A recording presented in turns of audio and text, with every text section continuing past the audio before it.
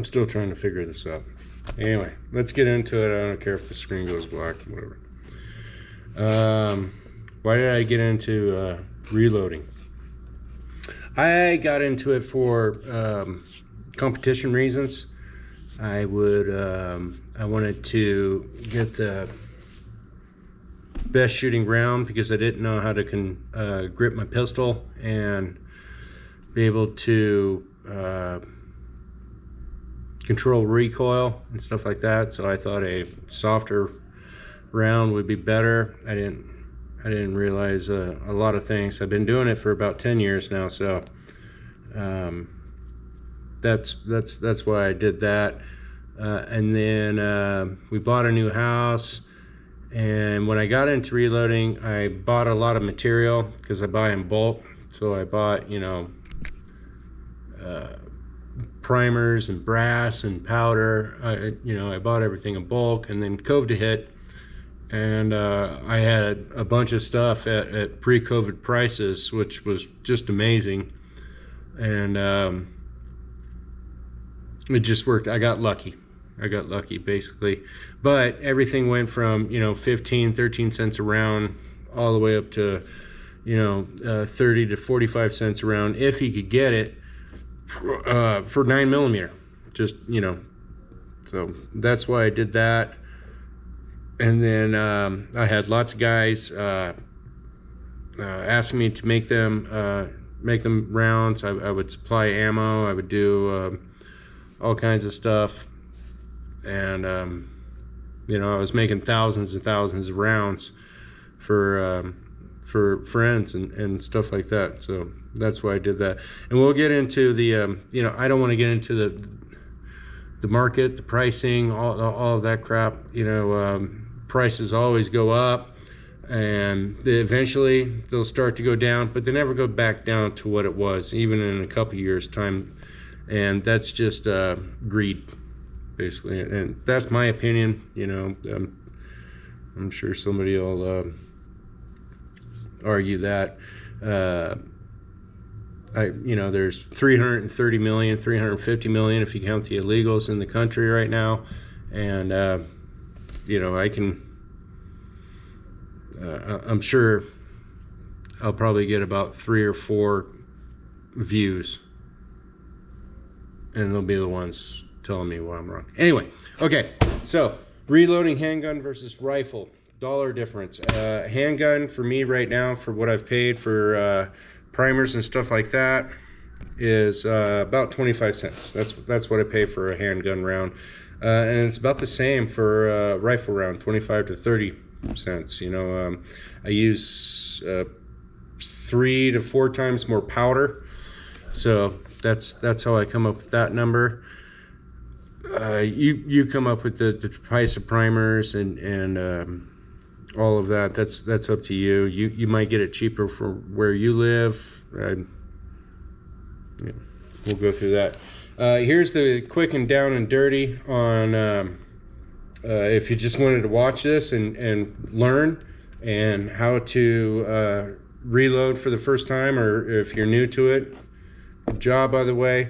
Here's the process: clean the brass, tumble, inspect, deprime, clean primer, pocket and case interior, expand, trim if needed. You're not going to need it on pistol brass unless it's been fired a bunch of times or you're just that anal. Primer it, add the powder, and then seat the bullet, and there you go. It's that quick. You're done. You don't have to watch it anymore. Move on. Okay. Equipment. Here's a good one. This is where we're going to bounce around and do stuff like this. I wish this screen would just stay lit, but it's not. But we'll deal with it. Things that you're going to need. You're going to need a tumbler. Okay. I have a sonic cleaner. Sure. Okay. You're going to need a primer pocket cleaner. You don't need the primer pocket cleaner, but I like it. And then this one has the trimmer, if you should so use. This is a Hornady powder dispenser. You don't need that. That's $300 versus 50 bucks, okay, or 60, whatever RCBS is charging. This takes a lot longer than that. And then you can also use this guy here, and we'll get into this. Okay, this dispenses powder on volume instead of weight. And then I can't believe I forgot. What the fuck?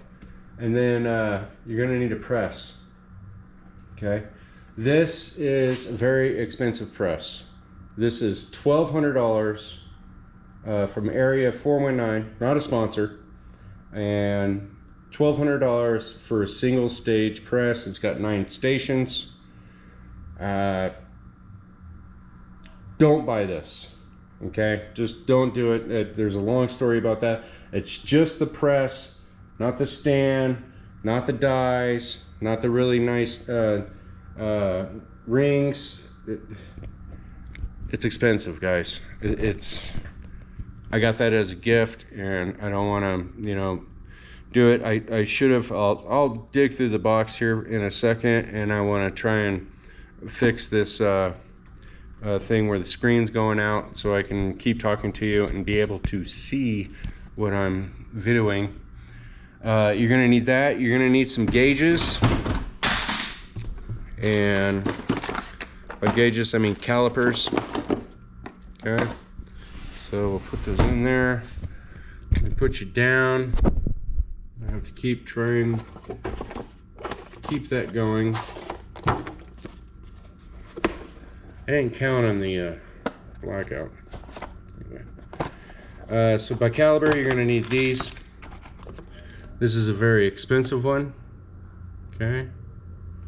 This one does, yeah, that one does 1/2 thousandths. Don't know if you can see it. I can't see it. Okay. You can get away. This one's about $50 more. You can get it on Amazon, or $75 more, something like that. And then you could do just the Minutuo is some of the best I've ever used. So I wanted to do a quick video. We're already at 7 minutes. This guy here is just a gauge one. Very cool. Okay. Very simple. No digital. I love this one. No batteries, no calibration. No. Okay. You'll need that. You'll need a little pour cup. I have, again, 419, not a sponsor. I have those. We'll go over that and I'll show you. Powder cup. You'll need a tumbler. This one is a powder tumbler. They have the liquid ones with the stainless steel bearings and stuff like that you can go through. There's a couple others. They have different styles. Just do your homework. Whatever works for you. That's the best thing, right? What works for me might be different for you. It doesn't matter. And then the sonic cleaner here is this is a really useful tool for cleaning your brass. This is from Hortity. I think I got this for about $100. I use a secret recipe. You guys are gonna have to hit the like and subscribe to get my recipe. Otherwise, it's gonna stay with me. And then after that, priming tool and a priming tool. So this is a Frankfurt Arsenal, and I like this one the best. It's just beefy, it's bulky, it's a big heavy metal. It just works every time. I've done 10,000 rounds, 12,000 rounds to that thing, and have never had a problem.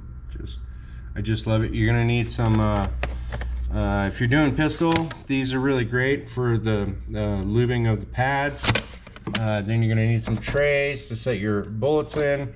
This one is for rifles. That's a huge one. It's a 300 count. And that is, again, from Area 419, and you're just gonna see a lot of Area 419 stuff from me because they're good and they work. So I think that's it for that. Other than that, primers, powder, and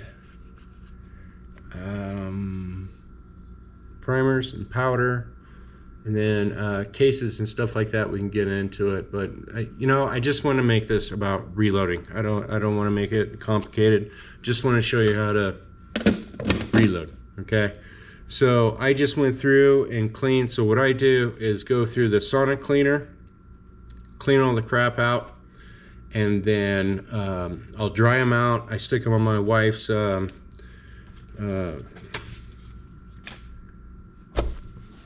kitchen napkins, whatever it's called, doesn't matter. No, anyway, so dry out the cases, and then I'll throw them in a tumbler and then shine them and polish them up. I put some new polishing compound there, and it really got really clean. So I'll show you the difference between using a polishing compound and not. So there's a clean one, and that one's also a clean one, but with less compound. See the difference? Okay, there. Okay, I like my cases clean, and the reason why I do that is because of consistency. So if you're reloading to be consistent, you should do everything the same way every time, and that will provide consistency. Okay, and it'll go even to and we'll get into this later on cleaning the inside of the cases. So let me find a couple of good examples here. Here's a couple of good examples. You can see if that'll focus. Maybe, probably not. There's shit inside of this, and this one is really dirty. So I'm sorry, that one is actually clean and that one's not. Let me see if I can get you this way.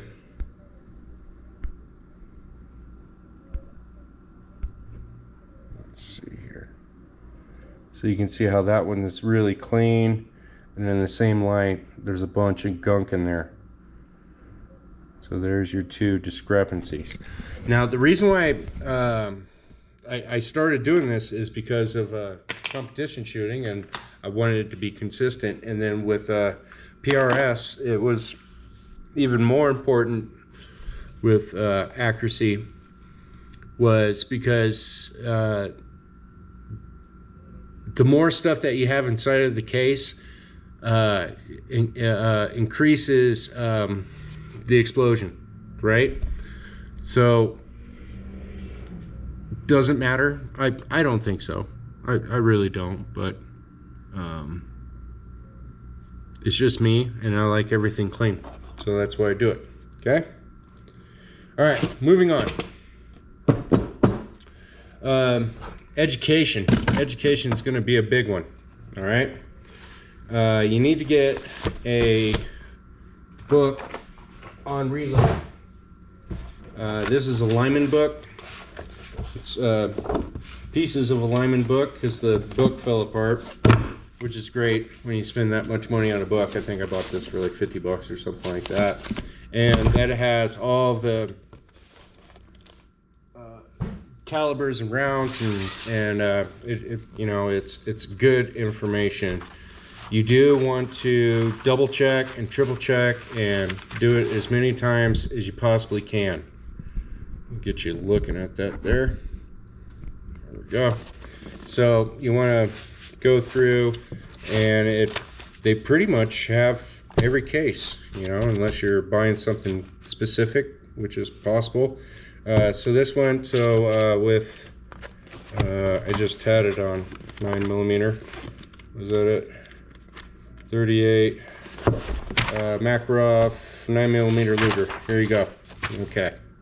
So what you want to look at is one of the most important things, and these are SAMI specifications. So SAMI is plus or minus 10%. Okay. So your case can be plus or minus 10%. Your mouth can be plus or minus 10%. Your depth can be plus or minus 10%.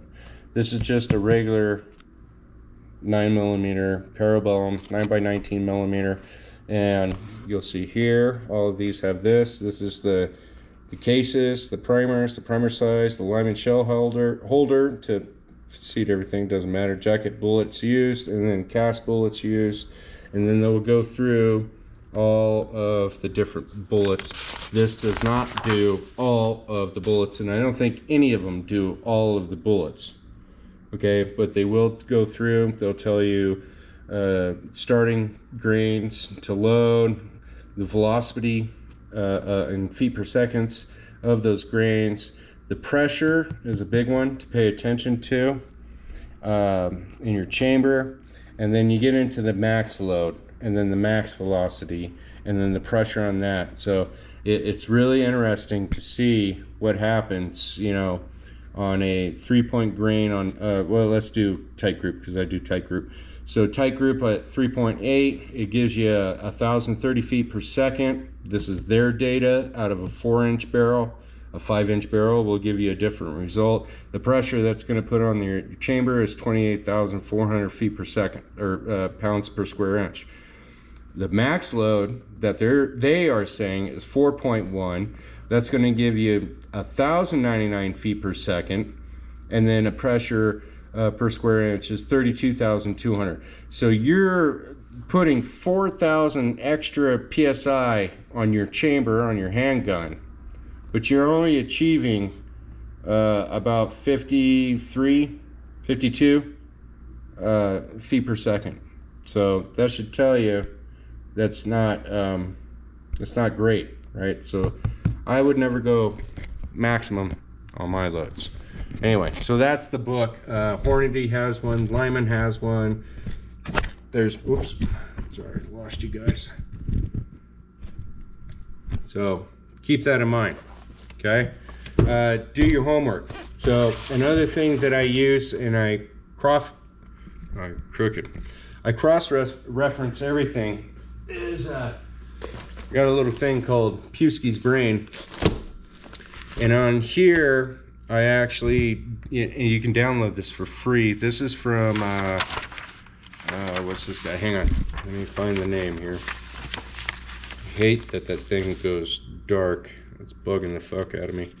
This is a website called Powder Through, and all you got to do is put in your what you're looking for, what kind of load data that you want, and then you can go through and you can add your own load data. You can help these guys out. It's kind of like the Wikipedia of the gun loading world, but they do all of the manufacturers of powder, grains of bullets, manufacturer of bullets, and they do the same thing. They'll give you the minimum, maximum.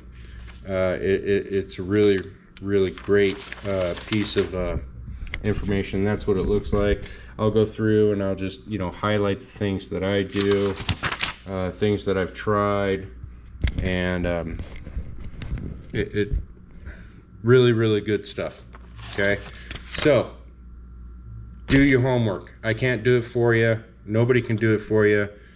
There'll be plenty of guys on a YouTube video telling you what you're doing wrong and why, and that's just the way the internet is. It's whatever. Okay, so I think I went through equipment shortly, blah blah blah. Let's do a little reloading. Let me get set up and I'll come back to you, okay?